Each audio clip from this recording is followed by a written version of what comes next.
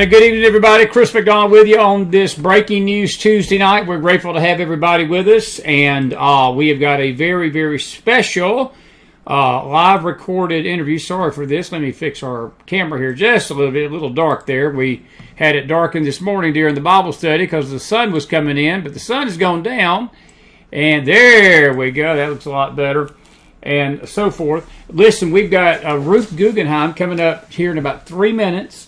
This is a pre-recorded interview, and I'll be back at the end of it to take your comments and questions about Israel tonight. This is the first part of a doubleheader. We'll be on later tonight around 11, and we may have James Akers coming on. May have Magdalene Rose coming on. Who knows? We may have some special guests. We've got an update for you on Hurricane Helen that has altered our plans a little bit this week. We didn't even get to the NQC today. We've been covering all this breaking news. We've got family in harm's way as this thing comes up Florida, and we'll be announcing some changes for tomorrow's schedule as we get into the lake show tonight. But just we'll be here as much as we can this week. We'll probably be here in the morning for a Bible study, and then we'll just have to play it by ear after that for Wednesday and Thursday. But whatever we do, we'll be here keeping you informed up to that point.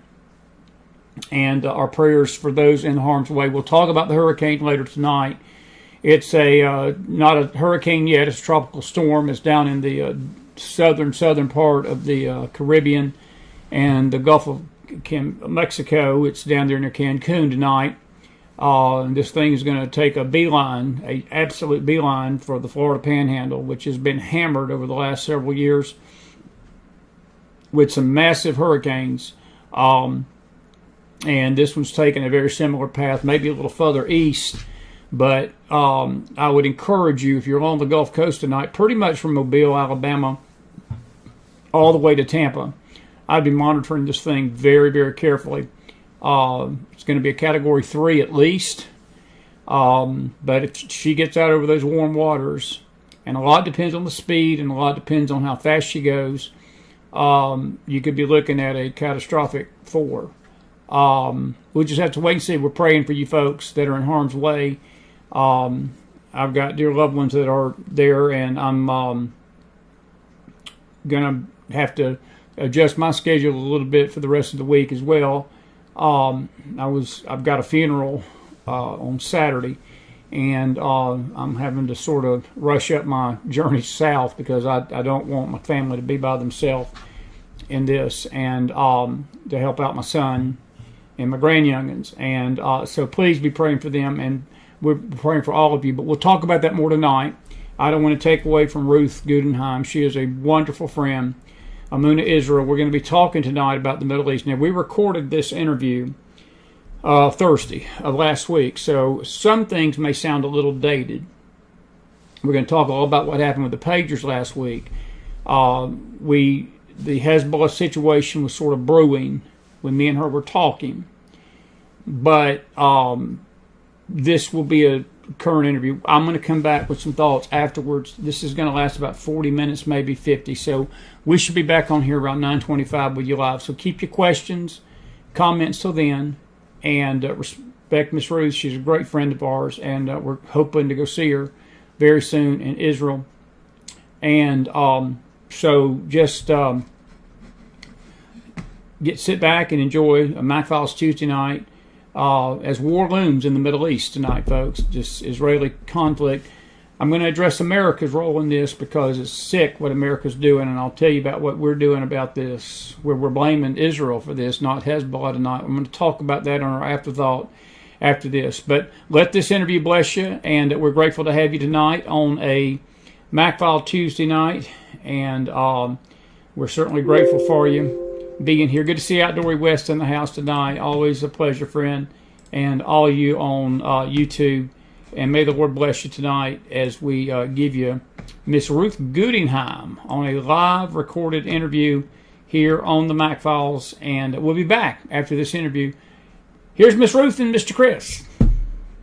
Roll the tape.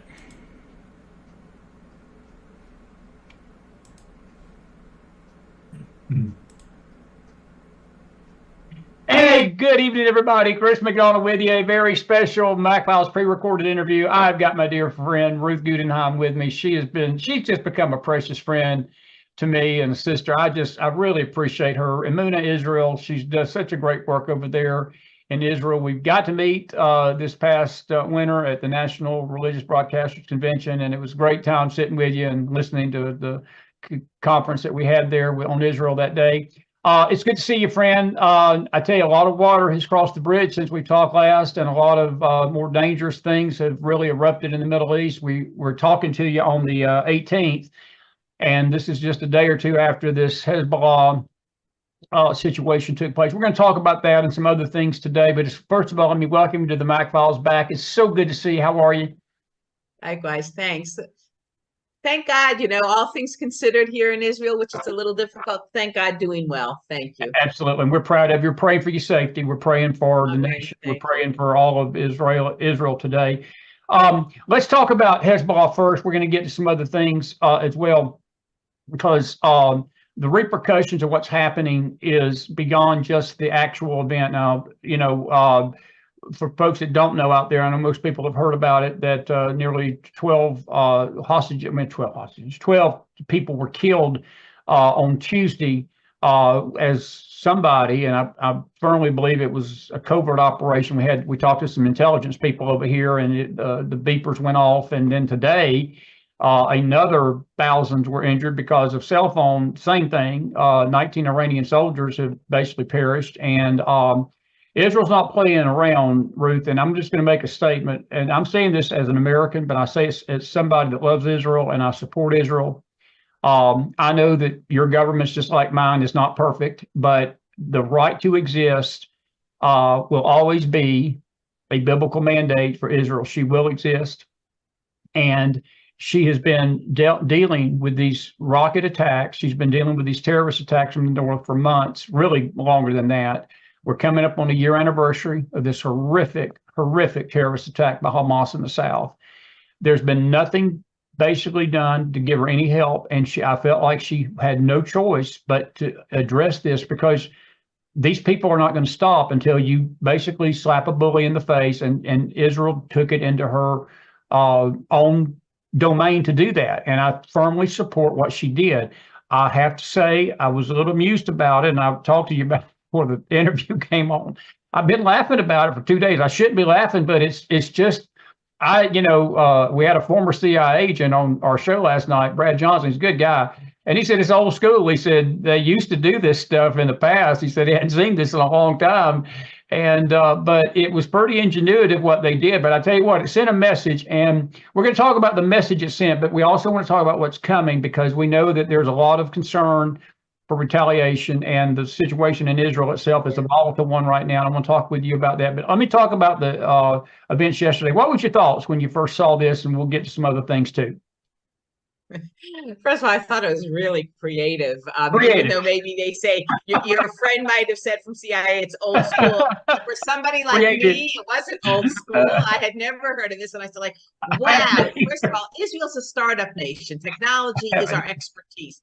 And I think this particular war, unfortunately, has made people forget. I mean, even Israelis at times, we know we have always been progressive in IT, but we're struggling now. There's a lot of things going on. So it makes you kind of lose confidence in your own ability to survive or to respond.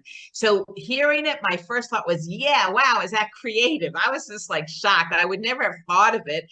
And it's interesting how many people, though, we're talking thousands were wounded. I'm not even talking about the ones that were killed, but these were pagers on terrorists. So also, I think it's important that the world realizes they did not do this indiscriminately to the average citizen. This is a targeted response to terrorists. They apparently communicate on the old-fashioned pagers that you and I had in the 80s or 90s. Right. They still use it, but this is how they, as terrorists, communicate or are called to arms or to respond as a cell and to do something. Them and Hamas, the other group. So I thought this was amazing. It's kind of scary. I mean, the other thing you brought up, Chris, which is absolutely right. Every day we're living here, what's going to be the repercussions? we as a society, we as a sovereign country have the right to protect ourselves and our citizens. Yes, yet every single day when we retaliate from a missile or from a Houthi attack, you didn't even bring in Houthis here. They're another one of our third, it's like the three axes of evil just right here facing Israel. And whether it's a ship, whether it's another missile, whether it's the rocket that killed the Druze children, we haven't even spoken since that horrible attack on those 12 kids. The world didn't even stand up. These aren't Jews. These were Druze kids. Druze are Arab Israelis. And they killed these children. They were playing soccer. But Israel has to respond, obviously. It's our citizens. And every time we respond, something else happens, whether it's from the news or it's that we have to be prepared that another attack will come to us as citizens.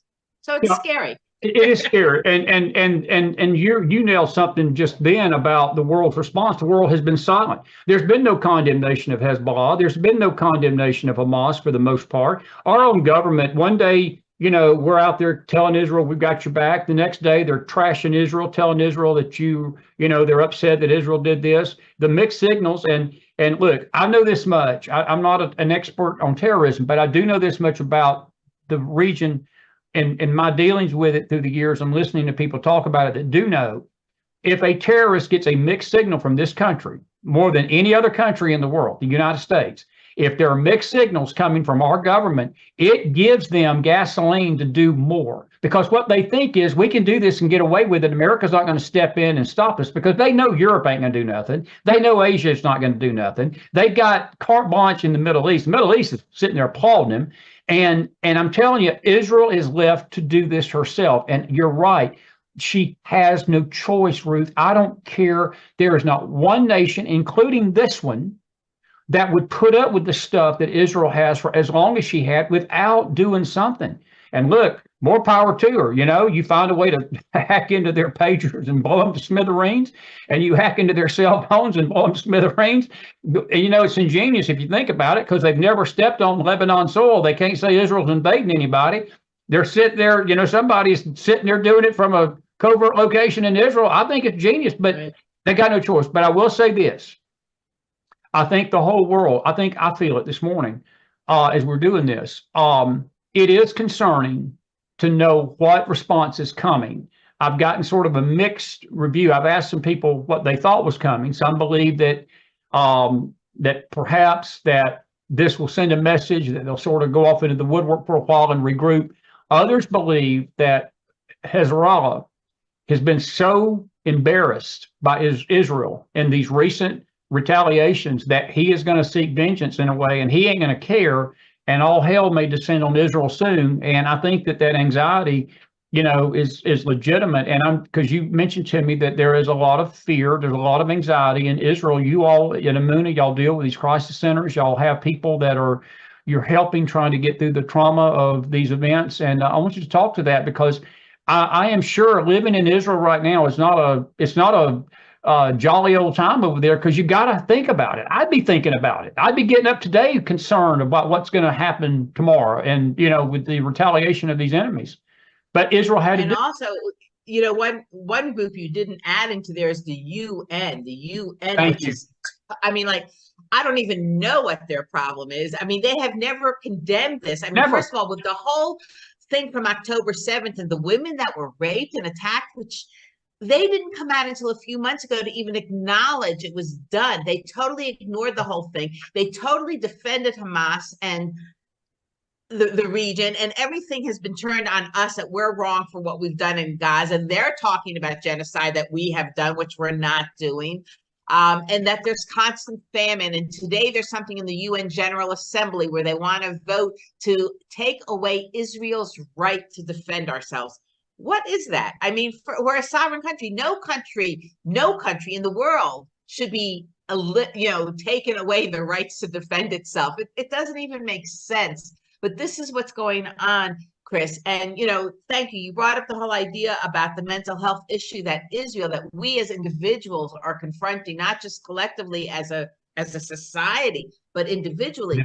This war has been going on way beyond anything. We've dealt with wars, we've had intifadas. You and I have even talked about this in the past, but this is there's a Yiddish word called schlepping. This is schlepping on. This is going on. We're going into the 1-year anniversary. There is literally not one family, not one group that is not touched by someone who has either been lost, who has been a hostage, a child or a grandchild that has been in the reserves or called up and has been killed. There have been over 704 military IDF soldiers killed since the invasion with Gaza and all that.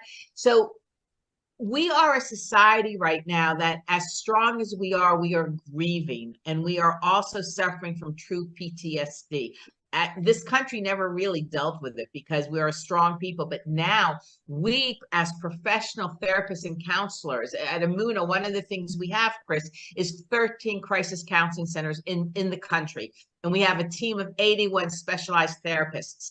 And we're not the only organization that provides counseling and subsidized counseling. And we all talk, and all the therapists know there's not enough counselors in this country because the need is so great. We have counselors that are on texting 24/7 trying to deal with people who are in panic mode. People are panicking. You've got families, you've got mothers who have children, 3, 4, 5, 6 children at home with them while their husband has been called up for a second or third time in Gaza or now in the north. You know, they've been in the reserves and everything. They had done their duty when 10 years ago when they were 18, 19, and 20, and they're all being called up for reserves. And we know that this is impacting the families, the stability, the domestic core of our society, which we as Israelis and as Jews, the family is the integral part. And you know this too, in Christianity too, it's the family, it's the core, it's our belief. Once you start chipping away at the mental health of the parents and there's instability. And also, you know, Chris, people don't realize there are Israelis that have been unemployed, not just since October 7th, but because of COVID. They were unemployed for a couple of years, whether they were teachers, you know, tourist company here is totally gone. And you could have stores, restaurants. Many of them weren't working for a couple of years during COVID. We were just getting back on our feet, and then the war hit. So you've got people that they have no income. They have no stability. They don't know where to turn. Their children don't want to go to school. Their children are suffering panic attacks. You shouldn't be an 8-year-old child waking up every night screaming because of the rockets you heard, or because you looked out the window October 7th in the morning and saw your neighbor shot right in front of you. This is what's going on here, Chris. And so every person now, after so many months of holding it together, the reality is we need to recover as a people and as a society to go forward in faith with God, but to also go forward as people of dignity and pride. We must heal and recover. And one of the things that Emunah is doing is we have an emergency crisis counseling campaign, because we have literally across the board thousands of individuals and families requesting therapy. People want therapy, they just can't afford it, and we need to hire more counselors or bring more in and train them so that we can serve the people. Yes, I totally agree with that. You know, I told you before the show, I've got a dear friend that lives in Hoffa, the very northern part, and she tells me all the time, her and her family, that they walk in abject fear every day. And she said we spend more time in bomb shelters than we do eating supper together. And she said it's gotten to the point that, you know, whenever the sirens go off, it's just become a normal part of life. And Ruth, no society, I'm sorry, no group of people should have to live under that kind of fear. And that is why I say it again, with a loud tone, with no ambiguity, no room to understand where Chris McDonald stands on this. Israel was 1,000,000% justified in doing what she did. And I'm so glad that you clarified for people that these thousands that were injured are not normal citizens. They were targeted attacks on terrorists that were sending missiles and destroying families, destroying children, destroying women, men, into these innocent. They were not targeting military places. They would just send them arbitrarily into these cities in the northern part. And, you know, I was reading a story just before we came on one of the Israeli websites, and the Gazans now all of a sudden have found this revelation that maybe we shouldn't have invaded Israel. They talked to some people in Gaza, and they said, well, maybe we've made a mistake doing this. Well, it's a little too late to worry about now, because Israel now is about to clean Hamas off the planet, at least try to. And maybe they should have thought about that before they raped the women and they burned babies and they butchered families in front of each other. And they did all this stuff. And I do want to ask you a question about that, because what I hear over here, people keep telling me, they say, well, even if you kill every Hamas terrorist, the ideology remains. And I understand that concept. I get it, that this is an ideology. This is not so much tied to a group. But it's like terrorism does not respect anything but strength. And if you sit back and let them do this to you without response, and you don't respond in a strong way, they will keep doing it. And, the sentiment I got from my guest last night in the intelligence field is at the very least, what Israel did is a deterrent. It puts the thought, at least in the mind of the next terrorist up, that if I do this, then I might face the same fate as my Muslim brother or my terrorist brother. I don't know if that's ultimately going to be what stops this stuff, but at least it may pause it and may cause them to think. And I'm just curious how you feel about that. And it's okay if I don't know how you may view this. I know the ideology is going to exist, but this is a situation. I don't think it's just Israel that needs to come to grips with this. I think the whole world needs to take a look at itself right now and ask ourselves the question, are we okay with these terrorists overrunning nations and doing these things to other countries? Because that terrorism could hit us. Ruth, we could have that happen here in America. We did it on that. We just celebrated. You just celebrated September 11th. Exactly. And it's going to happen again. Going to happen again. What you think? What's your thoughts on all that? And actually, just one last thing with that. I read somewhere, I don't remember honestly where, but it might have been the Washington Post or something like that, where apparently they actually stopped a terrorist attack in America just recently. So there always are groups percolating, doing things, and they're just waiting for the right window to let it happen. But at least, thank God, there are, whether it's the CIA, the FBI, I don't even know what, monitoring the airwaves, if you will, the talk, the chatter that's out there. So they knew something was coming down the pike and they were able to stop it. That's important.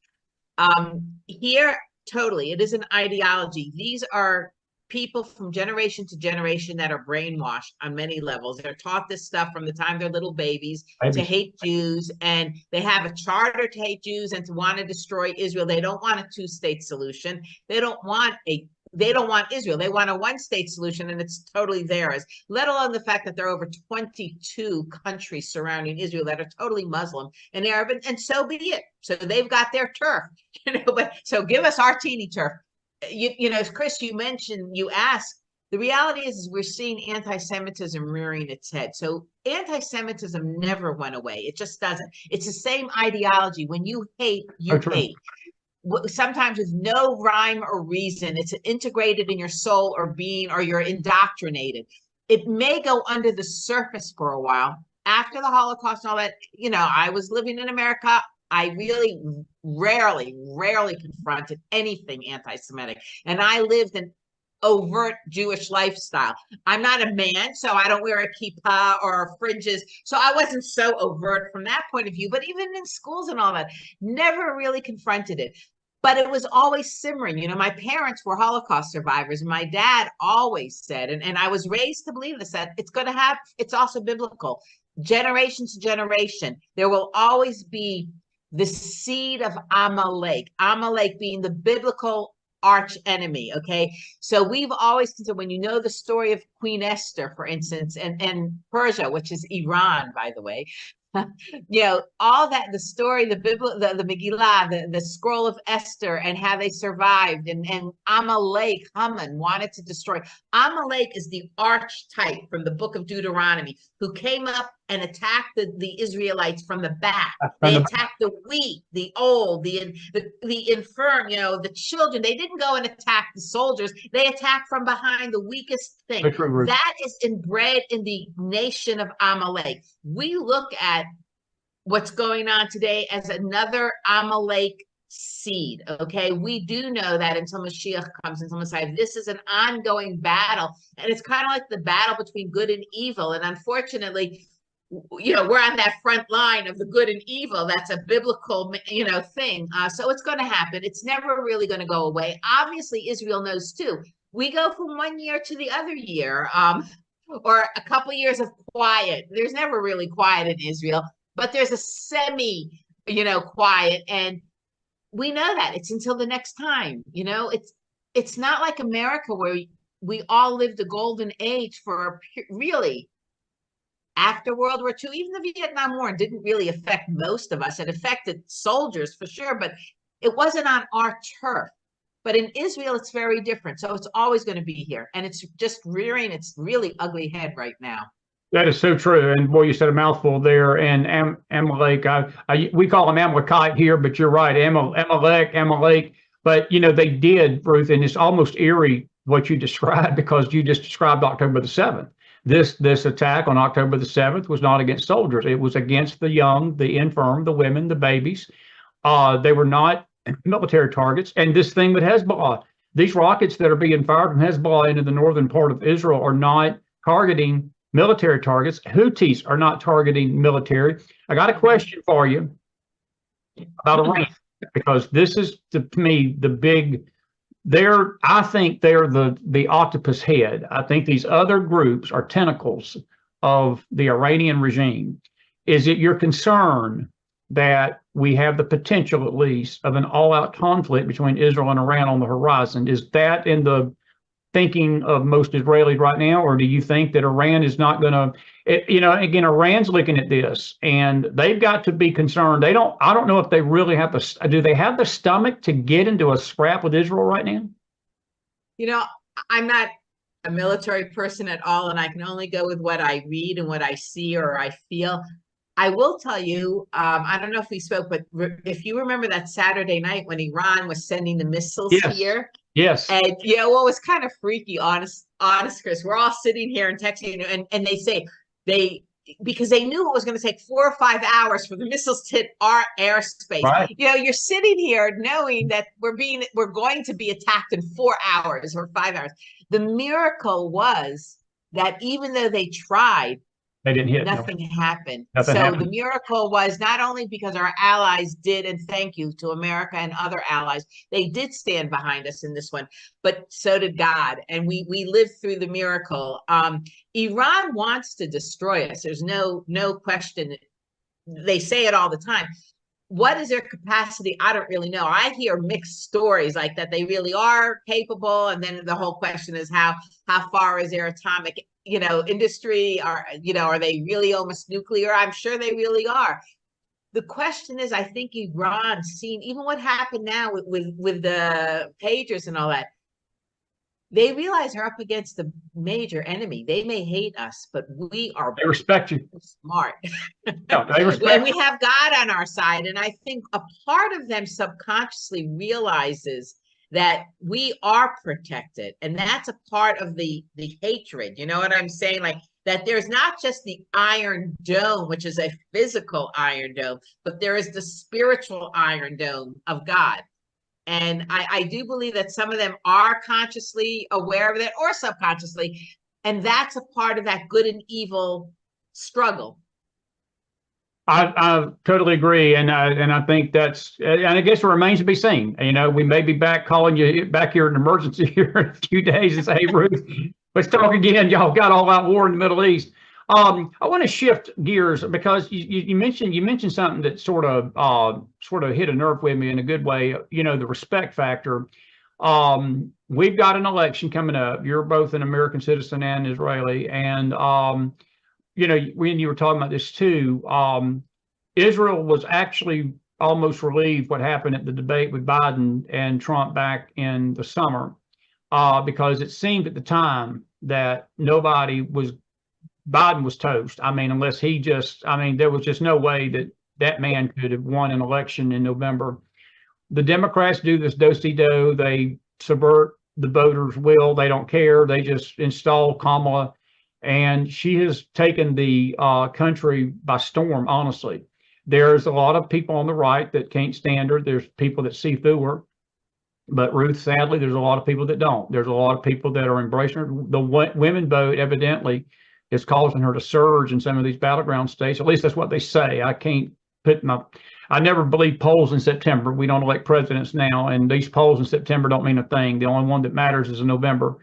And but it does sense. I do have a sense that her lying and this crap that she's throwing out there is beginning to stick on the wall with some.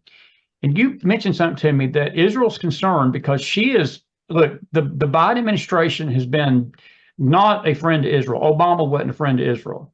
Trump was a friend to Israel. Trump stood with Israel. I do not believe this would have happened. I don't believe either situation. I don't think Israel would have had to do what she did yesterday had Trump been in office. I think Hezbollah would have knocked off. I think people were so afraid of Trump, they wouldn't have attacked us no matter what, because they don't know what Trump would have done. They don't know what Trump would have done, do they? But he would have done something. That's the whole thing. Absolutely. I think that I'm not saying we'd have had troops in the Middle East, but I tell you what he'd have done. I guarantee you he'd have called Bibi up and said, whatever you need covertly, whatever you need in special forces, whatever you need in our military, we're backing you. But just the thought of that in Hamas's head and Hezbollah's head would have made them not do what they did. And the Kamala Harris dynamic is different. They are salivating. And I think some of the reason they're doing this crap right now is they think that she's going to win in November. And I'm just curious how you feel about all that, because I think it bodes very bad omens for Israel if she gets elected, because she is going to turn this country against Israel, at least try to. I know there's going to be always the element of people like myself and true Christians and true believers that are never going to turn their back on that nation. But the government is not going to be pro-Israel if Kamala Harris gets elected. And that's on the ballot in November. And I hope people will understand that. That's on the ballot too. I totally agree. And I'm shocked, Chris, that we even have Jews on the left. I mean, we've always had far-leaning left who are for Obama and all that. And they're so liberal. And I don't think clear in terms of vision or clear in terms of clarity of what's happening. So there are Jews also right now who are so pro Kamala Harris. I mean, they're not even quiet. They're really pro. I personally am extremely scared. And I think certainly most of the people I know and hang out with and we talk, they're much more right, much more conservative. They want to see a conservative government. They want to see a pro-Israel government. We know that she will not be. She's already shown that she really wouldn't be. And, you know, what drives me crazy personally is she uses her husband, who happens to be a Jew by birth. Right. He's not a practicing Jew or anything. And it's no disrespect. The reality is, if you're a practicing observant Jew, you're not going to marry outside of the faith either. So, you know, here he's not this great example of a shining Jewish, religious devout Jew. Exactly. And yet she's able to use him as a token Jew, which is embarrassing, okay, to be perfectly honest. I don't trust her. I think also one of the things that so many people forgot, Trump could have ran the whole Abraham Accords were never given the due that they should have been. The Abraham Accords were revolutionary, for lack of a better word. They had such potential, and they brought some of the Arab countries in alignment, and there could have been really some level of peace. The mere fact that Trump never even won like a Nobel Peace Prize or something I don't know if you remember when Obama was elected, within one day he got a Peace Prize. I remember that. Here is Trump and his team, his team, whether it was his son-in-law, Jared, whoever, but there was a whole team behind the Abraham Accords. Nobody has acknowledged that really had a foundation that could have moved us into the next chapter of peace in the Middle East, and that's all gone. And obviously Biden's administration totally ignored it and undid a lot of what the Abraham Accords started to do.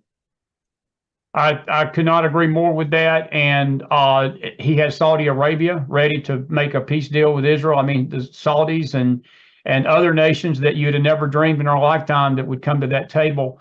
But Ruth, let me ask you this. If in the event that the worst case scenario happens, where do you think Bibi Netanyahu goes? Where does he have any friends left? Because look, other than America, is there anybody out there in the nations that he can depend on to have Israel's back should this stuff go bad? Because I just think that we're begging for war with Kamala Harris. I think it's going to erupt because these people are not going to stop doing what they're doing. Look, I know it's a bad day for Hezbollah. You know, this is not the Hezbollah's having I'm sorry.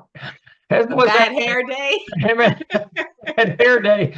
They're throwing all their pagers in the trash in Lebanon. I understand. They're having a pager burning session, but they're going to regroup and they're going to do this stuff again. Hamas is going to do it. This only bought some time. Some time. But where does Benjamin Netanyahu go from this point? I think Netanyahu has a real problem even here in Israel at this point. There are a lot of us Israelis who were totally supportive of the administration and we're right wing or whatever, and we're for Netanyahu. He's lost. There's a lot of feeling here of we're lost. We aren't ending it. We didn't take control right away, or Netanyahu, for very political reasons, had a kiss everyone else's back end, which put us in a place we should never, ever have been. And he can't undo that. And that was very political as opposed to strategic. And when you let politics control the survival of your country, then you're asking for trouble. So I think his time has come. That's a statement for a T-shirt. When you allow politics to control the survival of your country, you're asking for trouble, and that's what has happened. And I totally agree with that. Let me ask you this: since we've seen each other, those hostages were recovered out of by the IDF, and one of those was an Israeli American. And it seemed that, again, there was no really condemnation over here. And it's evident that a lot of these hostages were already dead. They were dead within days, according to some of these autopsies, shot in the head multiple times. Does Ruth Guggenheim have any hope that any of these hostages are still living, that the Hamas claims they still have from October the 7th? Do you think that they are all dead? Do you think that there's any hope that they're still, because they're still trying to quote unquote I don't want to leverage them, but I don't know what they're leveraging at this point. There's a Jewish phrase called an ayin hara. Ayin means eye, hara means evil. So an evil eye. So there's certain things we don't want to ever discuss openly because it's putting an ayin hara, the evil eye, over a situation. I do not want to respond with my feelings because I think it would be detrimental to the 101 hostages that are still there. We don't know what the situation is. God willing, they are alive. God willing, they'll be returned to their families.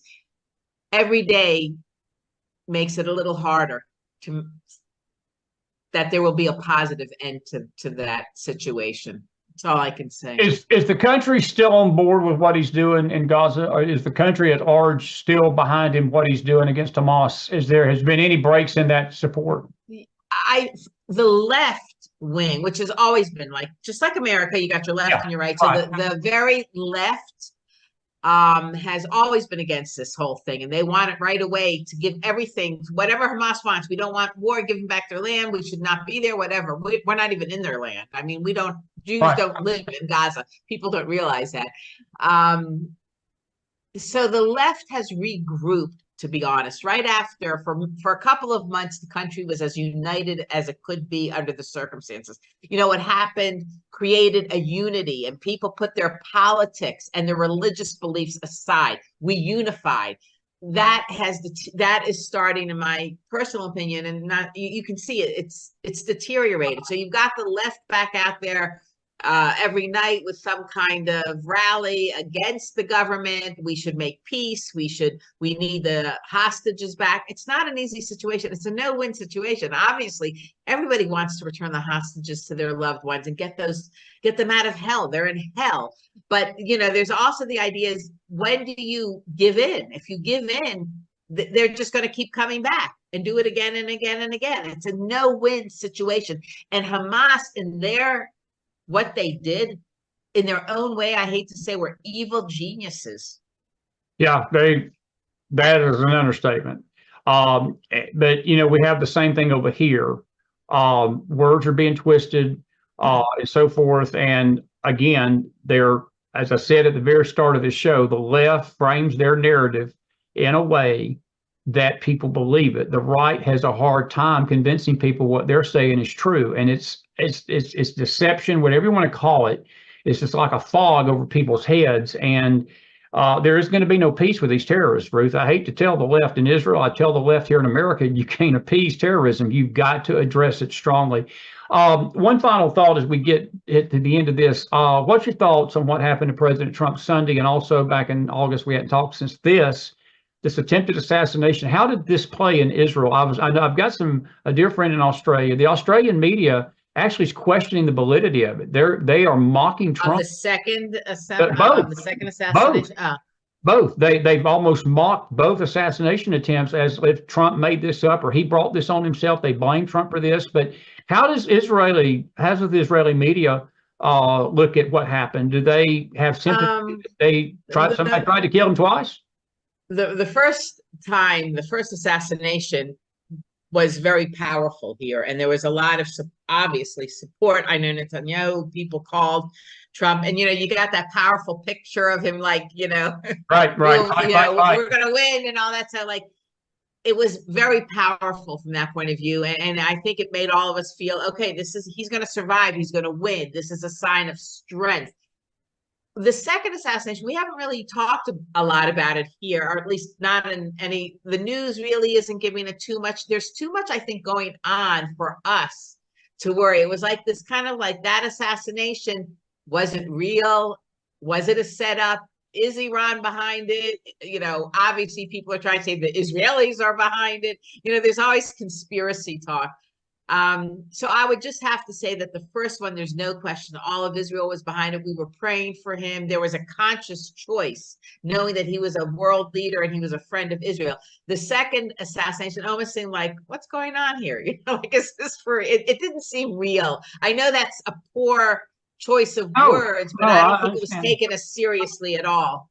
And it should have been. Well, today, as of the 18th, as we're doing this interview, they had it was a fake, but there was a bomb threat in Long Island, New York this morning where he was at. Of course, it turned out not to be an actual bomb, but evidently somebody planted a device and it looked like one. And Ruth, I tell you, we're just in a dangerous place right now. Both nations are, both Israel and the Americans. And I say this, I mean this, I'm not just saying this because you're on my network this morning.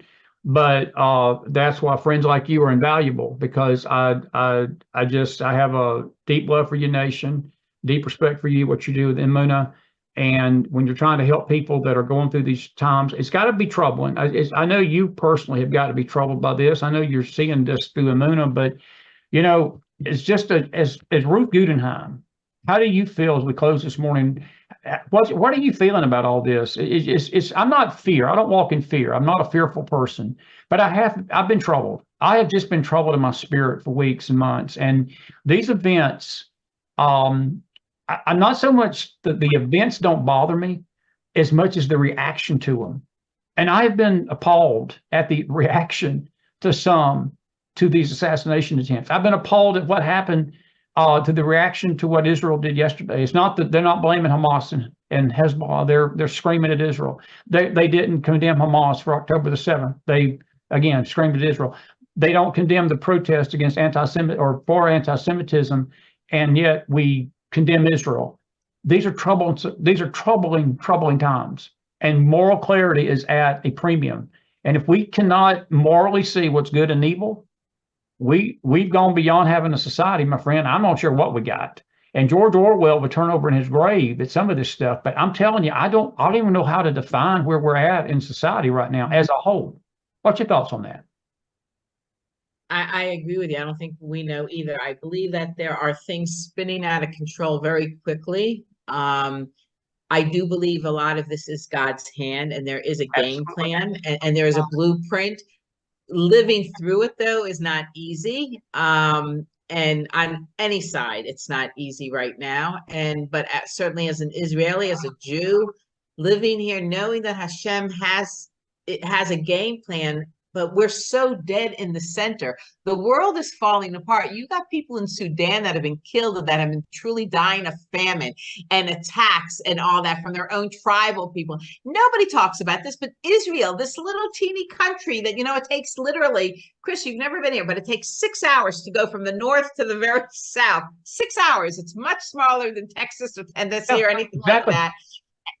And yet we are in the center of the world. That alone. I remember somebody, I think it's Mark Twain, someone said, what's the proof that there's God? And he said, just look at the Jews. And this was Mark Twain in the 1800s. He said, just look at the Jews. The mere fact that for thousands of years, we have survived every attack on us. And I'm, with all due respect, it could have been the church, it could have been from other groups and all that.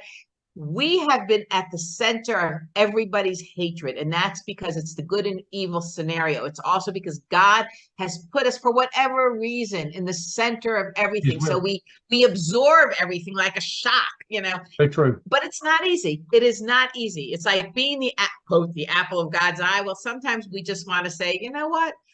Slow. Go find somebody else. Well, it's funny you said that. I remember watching an interview about 3 or 4 months ago, and they asked a lady, they said, how does it feel to be God's chosen people? And she literally said almost verbatim what you said, Ruth. She said, if this is what it means to be God's chosen people, I would prefer God would choose somebody else. I think that's what some of us are feeling. She really did.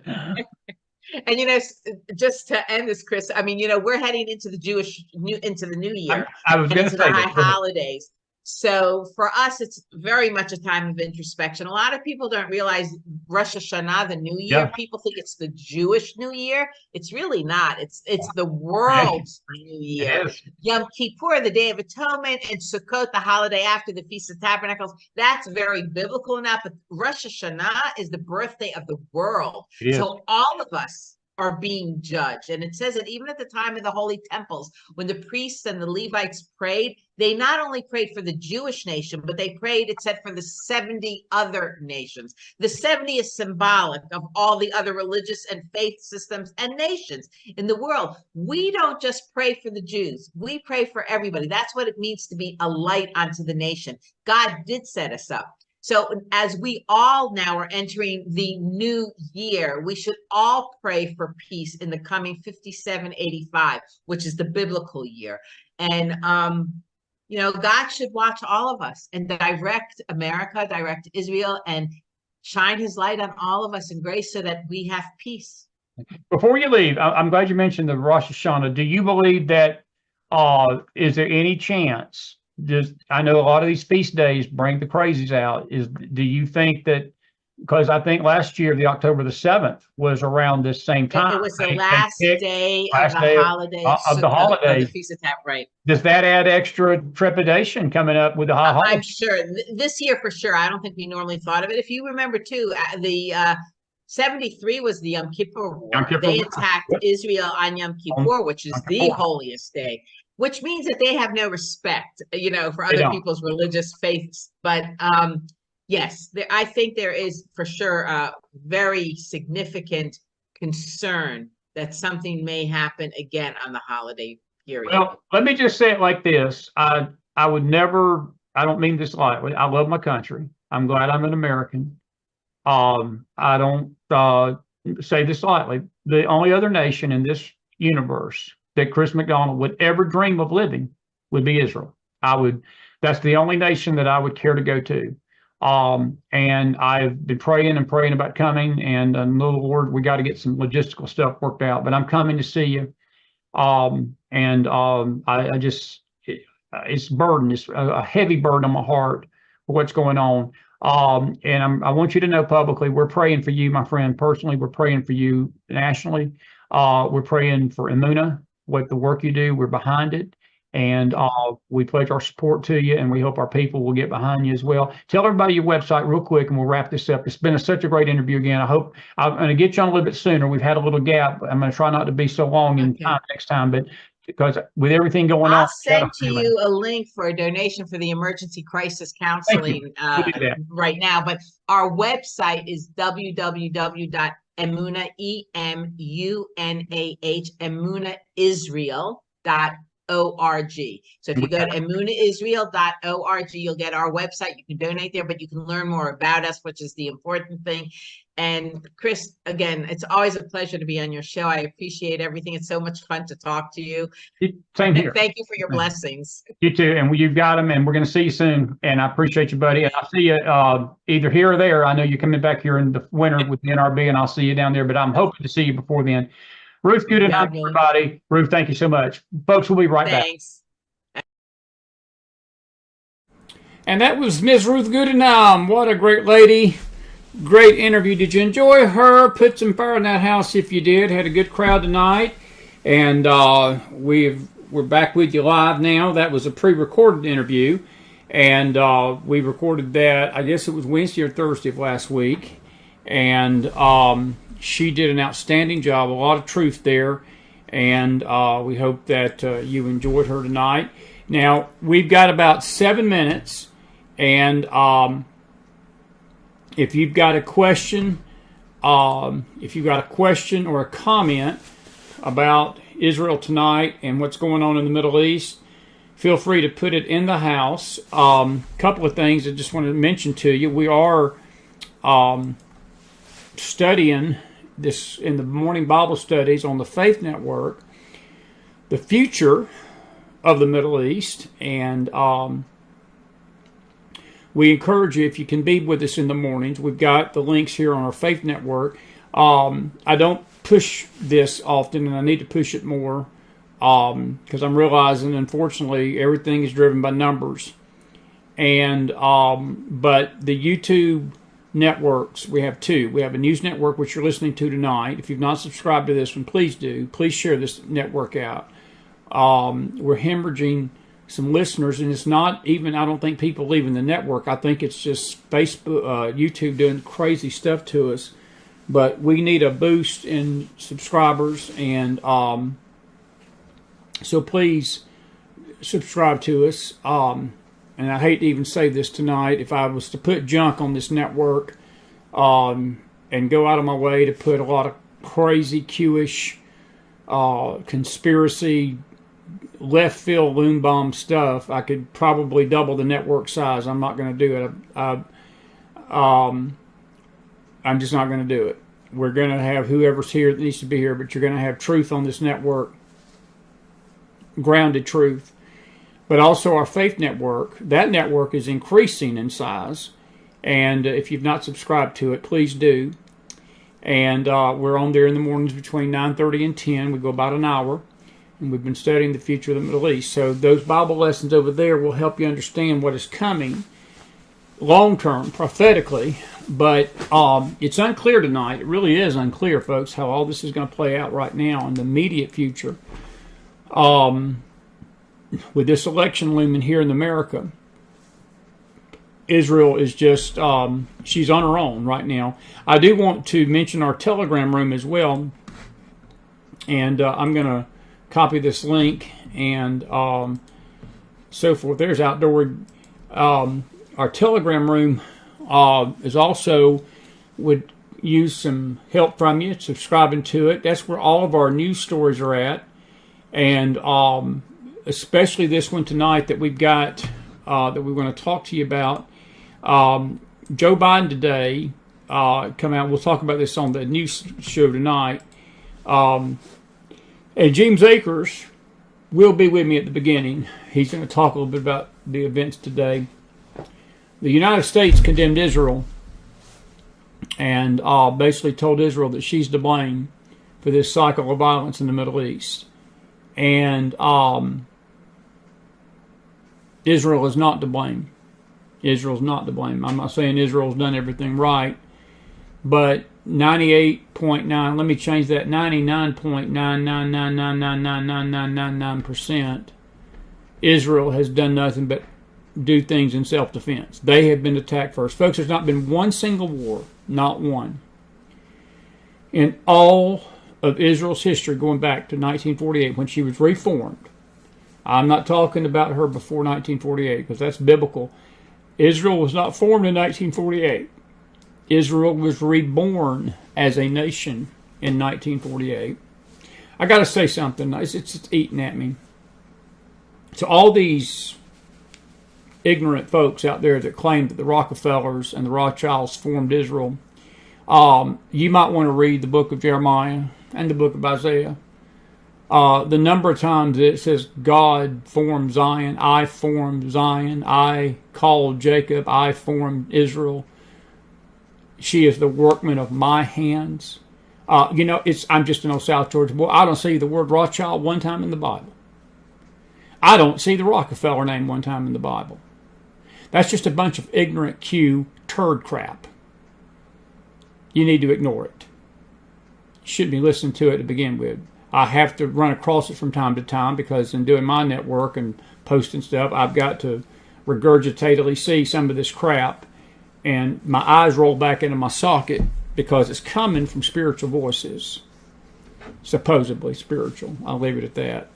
The Rockefellers and the Rothschilds wasn't around when God created the heavens and the earth.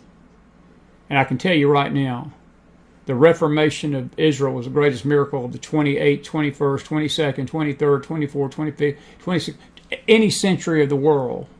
That was the greatest miracle of this century, 2 centuries, 3 centuries combined. So let me say it again tonight, folks. John P. Rockefeller didn't have a thing to do with Israel's Reformation. God did that. It's about like people claiming man can control the wind and the weather and the hurricane. I guarantee you there's going to be some Q stuff out there that this hurricane is being controlled by man. You mark my word, it's coming. You mark my word, it's coming. No, that hurricane ain't being controlled by a man, neighbor. This earth is in convulsions. The earth is sick of the sin. It's sick of the darkness. It's sick of the filth and the perversion. And it's sick of man's corruption. Just like we as those that have the Lord Jesus in our hearts tonight, we cry out against these things and we hurt over what we see in this earth. Well, the earth is shaken like a branch in a hurricane. And when you have that convulsion, Paul said, it groaneth and travaileth. That word travail literally means shake. It shakes in derision tonight because of the sin nature of this earth, not just a weather pattern change. And these storms are getting more intense. These storms are getting more numerous. And I'm telling you tonight, we're in the end times. We are in the end times of the prophetic narrative. But I want to say it again. Israel was not in the hands of man. She's never been in the hands of man. This is a miracle in its making. And those that bless Israel are going to be blessed, folks. Those that curse Israel are going to be cursed. It's just the way it is. I'm going to show you this article later tonight on our news show. But I would advise our government tonight, very strongly, to rethink their thinking. They're not going to do it. I'm just saying I'm advising them. It ain't going to matter. They're not going to do it. They're not going to do it. They're hard-headed. But these spiritual voices that are saying the same thing, they should be ashamed of themselves. They should be ashamed of themselves. Good to see Jody in the house tonight. Good to see you, buddy. Wesley Hill, good to see you. Any questions tonight? Shanna, God bless Israel is right. If you got a question or comment, say it now or forever hold your peace at least till 10 o'clock. Tim, thank you, buddy. It was a great interview with Ruth. She's great, isn't she? Liz Goldman, good to see you. Israel is always in my prayers too. Dennis Floyd, good to see you, my friend, over on Facebook tonight. And Miss Ruth is a precious, precious sister. I tell you, she's a lady. She is just a absolute jewel. And she's got if you hang around her, she don't really show it as much on the show as when you get to know her. She's got a dry sense of humor like me. She's got that sort of, I don't know what the word is for it. It's not a sarcasm.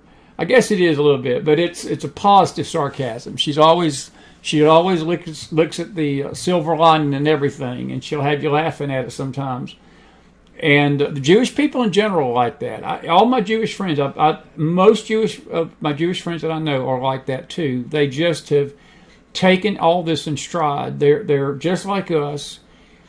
You know, the Gentile world considers the Jews different than us. They're just like us, folks. They have families.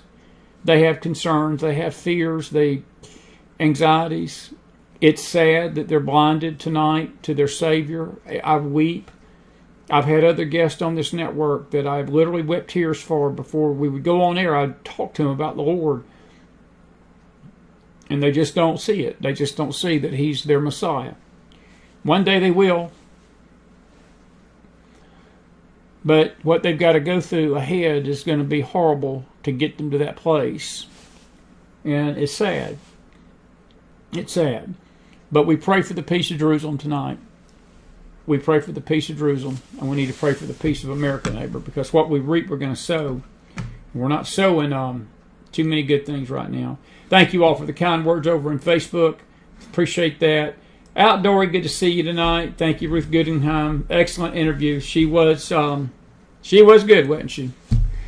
Miss Outdoor is going to be back with us soon, and bless her heart. Thank you for being out there tonight.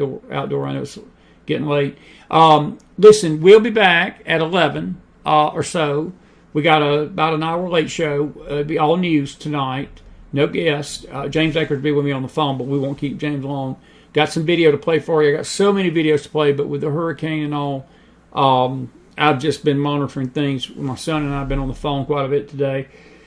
And this thing is going to be very, very dangerous, folks. For you folks along the Florida Gulf Coast tonight, and I mean the west coast of Florida from Tampa all the way over to Mobile.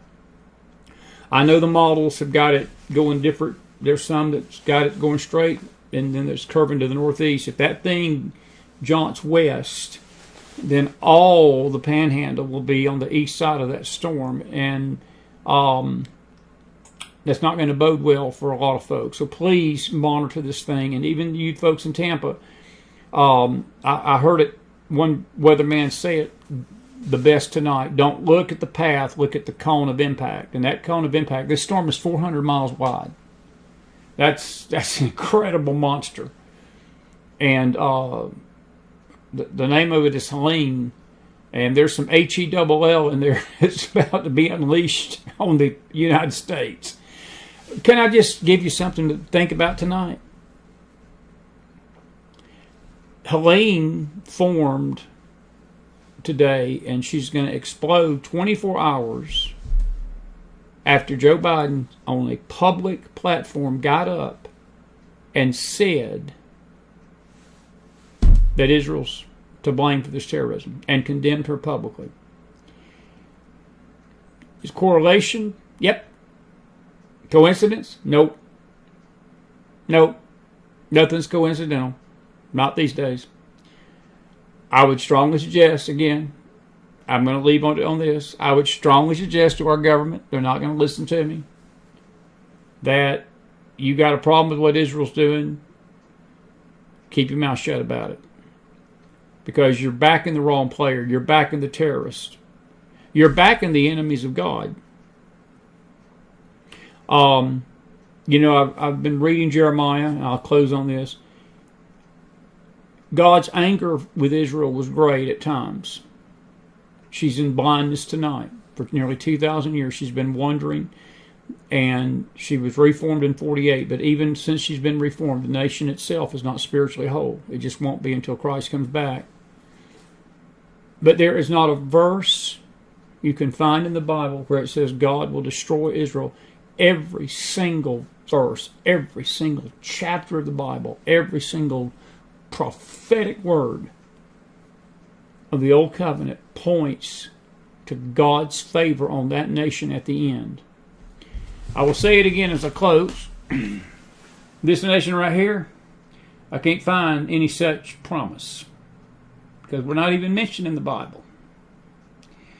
This one, mentioned nearly 700 times in some variation. Zion, Jerusalem, Judah, Ephraim, Israel, Zion, Mount Zion. And if you start adding all those up, it's probably mentioned more than 700. That should let you know that nothing is coincidental right now with what's going on here compared to what's going on over there. And it would be suffice it to say we need to pray tonight for our nation. our prayers for you folks along Florida. And anyway, Jennifer, I think I'm right too.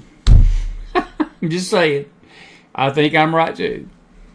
So anyway, God bless you. God bless your families. I see you back here about an hour and a half. James Akers on briefly, and then we're going to do a few news headlines. I'm going to read these article from United Israel. They're not too happy about it, what's coming out of Washington, D.C. tonight. We're going to have a news update and a weather update on this hurricane tonight, because we may forego a lot of these videos that I wanted to show, but we'll show a few, talk about them. I love you guys. I appreciate you for being with me and Miss Ruth Guggenheim. Put some fire in that house for her. Carol, glad she answered some questions for you, dear. And we'll see you guys back here on the Bible study. If you can't come back tonight, I'll see you in the morning. As of right now, we're definitely going to have a Bible study, but I'm not so sure about the rest of the shows tomorrow night and Thursday, because we've got to find our way to our family tonight that's in danger and harm's way down south. So listen, may the Lord bless you all, and I will be seeing you in the morning, but seeing you back here late if you want to come back. We'll have a good time with you. Until then, McDonald out on a Tuesday night. Thank you, Miss Ruth. And you all be safe out there. And don't forget, get us in your giving and your donations if you feel led to tonight. Be blessed out there, folks. Good night.